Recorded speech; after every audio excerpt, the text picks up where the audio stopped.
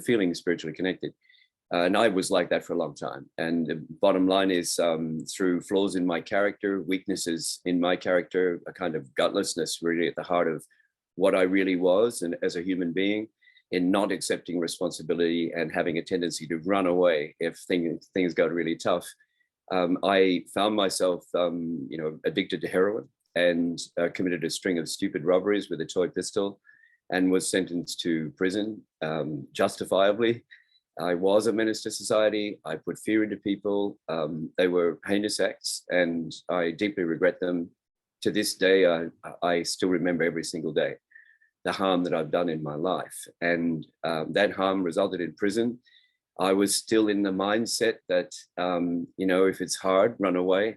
I escaped from the prison after 2.5 years of a 10-year sentence, and spent 10 years on the run as a fugitive, was eventually recaptured. And as a punishment for the escape, was put into solitary for 2 years. And it was the best thing that ever happened to me, externally, if you know what I mean, in terms of a life shakeup. Sometimes, the universe or God or whatever it is taps you on the shoulder and says, you know what, you might want to change the direction you're in. And then you get a shove from behind. And if you ignore that, sooner or later, you get a big whack on the head with a lump of 2x4. That is going to tell you, are you awake now? Can you see now? Can you get it now? And solitary was a gift for me. Of course, it's hard, but it was a gift because within that experience of 2 years, I underwent some fundamental changes in myself, accepted responsibility for the harm I'd done, for the mistakes I'd made, and stop blaming people, society, your family, your whatever it is, conditioning, the world you live in, and realize that the harm that you've done and the wrong directions you've taken always come back to you. And when you accept responsibility, that's the first step in shaping your destiny in a more positive direction. So after I came out of solitary and went back into the mainstream, I started teaching literacy classes to life sentence prisoners who could not read and write. And for me, the thought that you're spending the whole of your life in a prison, or most of it, and there's a library there full of books with tremendous stories and fascinating adventures, and you can't read them, that it might as well be a room filled with stones.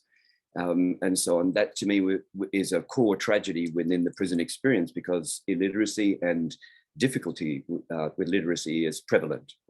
It's amazing how many prisoners are suffering from literacy issues, and this is a big part of it.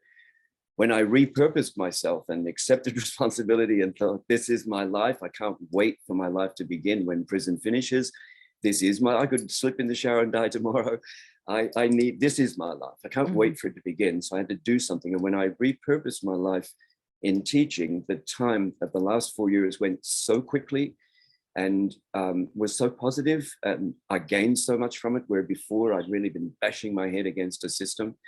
I gained so much from it. And when I left, I shook hands with prison officers, shook hands with prisoners, and all of them said, we'll never see you again.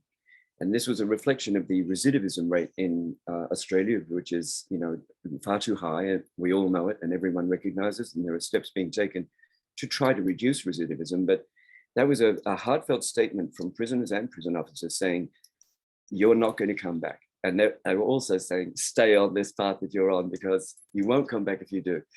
And so after that, my life sort of changed. I focused on the writing that I've been doing my whole life, and focused for 5 years on writing Shantram and completing it. I've been working on it for about 8 years before that, and I finally sat down and completed the book, introduced the book to the world, a 900-page novel, and thinking, well, maybe a few people will read this.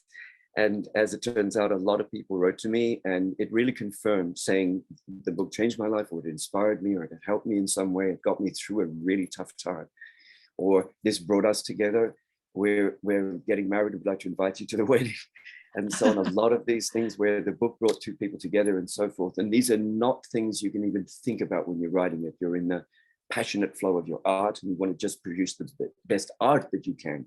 You don't hope that you're going to have this sort of effect on people, but it did happen, and I'm eternally grateful for the effect and for the responses that I get from readers. So that's sort of a little recap to bring you up to the publishing stage. Yeah,